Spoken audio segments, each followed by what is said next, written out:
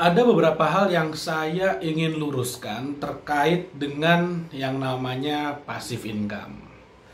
Yang pertama, banyak orang salah berpikir bahwa yang namanya passive income adalah itu tidak harus didiemin aja, diemin bener-bener didiemin dan uang akan terus mengalir ke kantong kita. Well, namanya passive income. Jadi by definition ya, secara definisi yang namanya passive income itu adalah sesuatu yang menghasilkan atau income yang mengalir ke kantong kita dengan atau tanpa kita bekerja, seperti itu. Jadi sistem yang bekerja untuk kita sehingga yes benar kita nggak usah ngapa-ngapain uang mengalir. Tapi ketika misalnya dikatakan oh berarti benar-benar ditinggalin aja, benar-benar dilupain gitu aja selama-lamanya, ya enggak juga. Contoh misalnya kita punya rumah yang kita kemudian jadikan kos-kosan. Pertanyaannya, apakah kalau kita punya kos-kosan artinya kita diemin gitu aja selama-lamanya? Ya tentu saja tidak juga gitu loh. Tentu saja kita meskipun udah ada manajemen ya, misalnya udah ada manajemen yang mengatur soal keamanan, soal kebersihan, soal penagihan, meskipun udah ada manajemen, tapi manajemen ini juga tetap kita harus cek sesekali seperti itu, meskipun 3 bulan sekali, 6 bulan sekali, 1 bulan sekali, atau ada meeting secara periodik seperti itu, sehingga kita benar-benar bisa mengontrol terus bahwa passive income kita, bahwa bebek petelur emas kita itu dalam keadaan sehat dan dalam keadaan siap bertelur terus-menerus seperti itu. Nah, kalau bisa terjadi apa-apa, kita harus ngecek, kita harus punya tim auditor yang benar-benar bisa mengecek apakah kemudian tim manajemen kita bekerja dengan baik, apakah kemudian kos-kosan kita benar-benar sesuai dengan yang dilaporkan. Karena bisa aja tim manajemen kita kemudian menjadi yes boss gitu loh. Yang penting atau enggak ABS, asal bos senang. Kasih laporan baik-baik. Ternyata setelah kita cek, oh ternyata atap bocor di mana-mana, ternyata customernya atau ternyata orang-orang yang tinggal di kos-kosan kita ternyata itu lagi komplain, malah lagi nggak happy, malah cari kos-kosan lain seperti itu. Makanya kita sebagai seorang owner dari passive income, kita itu harus mengecek. Contoh lagi, misalnya kita membeli sebuah franchise Indomaret misalnya atau McDonald. Oke, iya McDonaldnya jalan, emang untuk operasional sehari-hari dia jalan otomatis, kita nggak bisa ngapa-ngapain. Lalu misalnya kita punya Indomaret. Indomaretnya jalan gitu aja, dari suppliernya datang sampai orang belanja ke kasir, bayar, pencatatan keuangan, semuanya ya memang udah by system. Tapi kita sebagai seorang owner tetap harus ngecek laporan keuangannya. Ini bener atau enggak? Ini ada kecurangan atau enggak? Barang masuk, barang keluar bener sesuai atau enggak?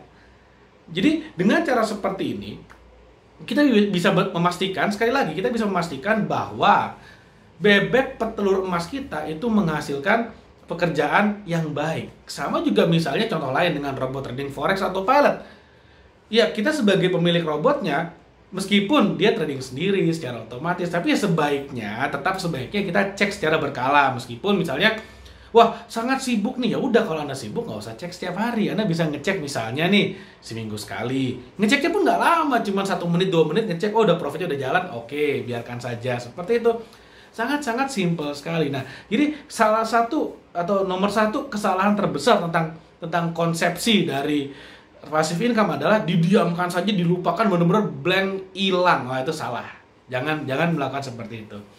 Yang kedua, passive income berarti saya nggak usah bekerja sama sekali. Jadi benar-benar bisa membuat saya kaya raya tanpa saya bekerja sama sekali. Oh, nggak juga gitu ya. Kenapa salah? Karena gini, nah yang namanya passive income itu berkaitan dengan yang namanya investasi. Karena passive income berarti uang bekerja untuk kita. Kalau kita berbisnis, kita membangun sistem yang bekerja untuk kita. Kalau kita sebagai seorang karyawan, kita memiliki waktu kita tukar dengan uang, itu karyawan. Bisnis, kita membuat sistem bekerja untuk kita. Investasi, kita punya uang menghasilkan uang lagi untuk kita. Nah, passive income, investasi, itu adalah uang bekerja untuk kita. Kata kuncinya apa sih? Kita harus punya uangnya dulu gitu loh. Kita harus punya uangnya dulu supaya uang ini bisa bekerja untuk kita. Kita harus punya uang dulu supaya uangnya bisa menggandakan diri untuk kita. Kesalahan banyak orang adalah mereka nggak punya uang dan nggak mau berpikir bagaimana cara mencari uang, tapi ingin uangnya bekerja. Nah, uang yang mereka tidak miliki atau uang yang mereka miliki hanya sedikit inilah yang kemudian dipaksa bekerja untuk mereka. Sehingga akhirnya apa? Bayangkan seperti punya itik ya, itik yang nantinya akan jadi bebek petelur emas, tapi ini masih bebek muda, masih remaja, tapi udah dipaksa, diperes, suruh bertelur terus. Akhirnya apa yang terjadi? Mati. Itiknya mati, bebek mudanya mati, bebek remajanya mati. akhirnya malah kita nggak bisa menikmati yang namanya passive income. Yang benar adalah kita harus punya uang dulu. Nah inilah yang banyak motivator misalnya yang mengajarkan passive income nggak mengajarkan soal ini gitu loh. Selalu diajarkannya, oh harus punya passive income, harus punya multiple stream of income, harus membeli aset yang menghasilkan passive income. Tapi yang nggak diajarin adalah bagaimana caranya supaya kita bisa punya uang untuk beli asetnya. Bagaimana cara bisa punya uang supaya bisa beli aset, supaya bisa punya passive income. Seperti itu. Makanya di sini saya ingin meluruskan seperti itu. Jadi passive income itu bukan berarti Anda diam saja kemudian uang mengalir terus Anda nggak usah ngapa-ngapain. Enggak juga. Itu bisa dicapai ketika kemudian Anda udah bisa punya uang yang bisa membuat Anda bekerja. Uang yang bisa Anda pekerjakan seperti itu. Baru kemudian Anda nggak usah ngapa-ngapain. Anda bisa membangun passive income Anda bisa membangun peternakan uang Anda. Tapi untuk di awal-awal, ya Anda harus bangun dulu income-nya, baru bisa Anda mulai bangun passive income. Itu yang kedua. Yang ketiga, nah ini yang terakhir. Jadi ini sebenarnya yang salah di sini orang-orang sebenarnya udah paham, cuman kurang diluruskan sedikit. Jadi gini, saya selalu mengatakan bahwa kita perlu yang namanya memiliki yang namanya multiple stream of income, harus punya banyak sumber pendapatan. Nah, akhirnya ada orang yang komen di YouTube dan kemudian tanya juga di Instagram bahwa saya udah punya membangun beberapa bisnis, saya punya beberapa sumber passive income, tapi kenapa saya udah punya bangun beberapa bisnis dan saya udah membangun beberapa multiple stream of income, tapi kenapa yang ada malah semakin saya membangun bisnis, income saya malah makin sedikit. Ini kan seru banget gitu ya. Jadi bisnisnya makin banyak, yang mestinya income-nya makin banyak, ini malah makin sedikit. Kenapa seperti itu? Karena gini, ketika kita mengatakan bahwa perlu ada yang namanya multiple stream of income, sebenarnya kuncinya adalah bukan di multiple stream of income-nya, tapi multiple stream of passive income. Itu yang benar, men. Bukan multiple stream of income, kemudian kita membangun 5 bisnis, dijalankan semuanya bersama-sama. Apa yang terjadi? Tenaga habis, duit habis, waktu pun habis. Kenapa? Karena gini, komoditas yang paling mahal di dunia ini itu adalah waktu. Dan Anda bayangkan, kalau Anda punya satu bisnis, Anda bisa menginvestasikan seluruh waktu, pikiran, tenaga Anda curahkan untuk satu bisnis ini, bisnisnya akan jadi gede. Tapi ketika Anda pecah-pecah menjadi 5, dan Anda bagi-bagi waktu, perhatian, tenaga, dan modal Anda menjadi 5, maka saya pastikan nggak akan jalan 5-5-nya. Bisa jalan 1 dari 5 aja udah bagus. Yang ada malah 5-5-nya malah mati. Seperti itu. Makanya yang benar adalah kita memiliki satu sumber income utama yang kita benar-benar fokus, kita jadikan segede-gedenya.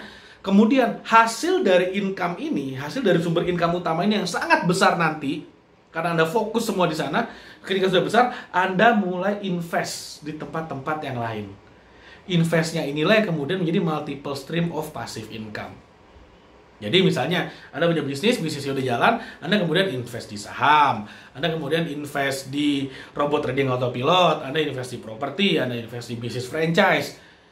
It's very good. Oke banget, seperti itu. Lalu kemudian cara kedua, kalau misalnya Anda punya satu bisnisnya menghasilkan income, lalu Anda bangun sumber income lainnya untuk membangun bisnis Anda. Jadi bisnis Anda sendiri bisa memiliki beberapa sumber income, itu juga oke banget. Jadi kalau katanya mentor saya, Denny Santoso, beliau mengatakan kita harus bangun Disneyland-nya. Disneyland itu artinya apa? Orang masuk, beli tiket masuk, di dalam beli popcorn, lalu kemudian beli merchandise, lalu kemudian beli tiket terusan, lalu kemudian ada hotelnya, orang menginap juga di sana, lalu kemudian ada restorannya, orang makan di sana. Jadi ada banyak sumber income dalam satu Disneyland. Belum lagi parkirnya juga bayar.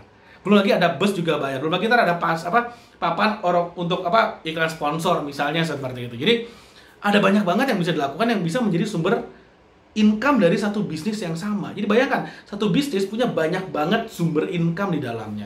Itu juga bisa Anda lakukan.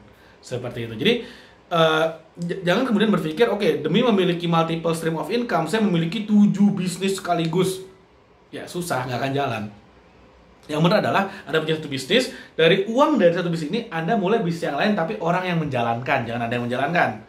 Anda cari orang, dia yang menjalankan. Bangun bisnis lagi, oke, orang, dia yang menjalankan. Anda hanya invest saja, Anda sebagai owner saja, sebagai investor aja. Seperti itu. Itu akan menjadi cara yang jauh lebih baik, cara yang jauh lebih dahsyat tentang passive income. Jadi kalau saya recap ya, yang pertama, kesalahan orang adalah berpikir passive income artinya beli dan ditinggal selamanya sepanjang masa. Enggak, itu harus diawasi secara berkala. Yang kedua, passive income artinya saya tidak punya uang pun, saya dengan modal kecil bisa jadi uang besar. Salah juga.